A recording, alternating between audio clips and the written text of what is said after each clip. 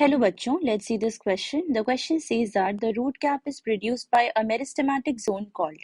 Options are A. Phyloderm, B. Calyptrogen, C. Phloem and D. Pith. तो question में हमसे root cap के बारे में पूछ रहा है, ठीक है। तो जो हमारे रूट हेयर्स प्रेजेंट होते हैं सॉइल के नीचे, वो किससे कवर्ड होता है? रूट कैप से कवर्ड होता है। तो ये किससे प्रोड्यूस होता है? हम ऑप्शन देखते हैं। पहला ऑप्शन क्या है हमारे पास? फेलोडर्म। तो अगर हम फेलोडर्म की बात करें तो क्या होता है कि जब स्टेम की गर्थ इंक्रीज करती है, मतलब कि उनकी जब विड्थ इंक्रीज करती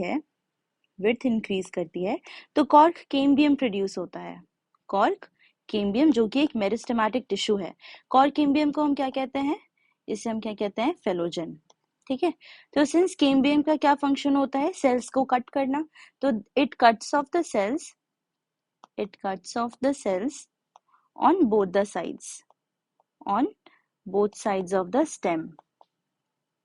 तो इससे क्या होता है? जो आउटर सेल लेयर उसे हम क्या कहते हैं? फेलम। और जो इनर सेल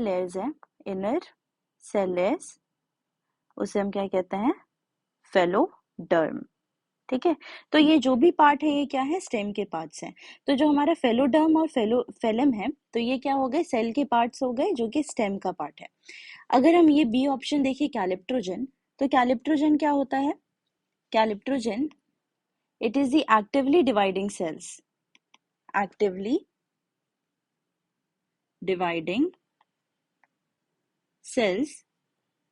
at the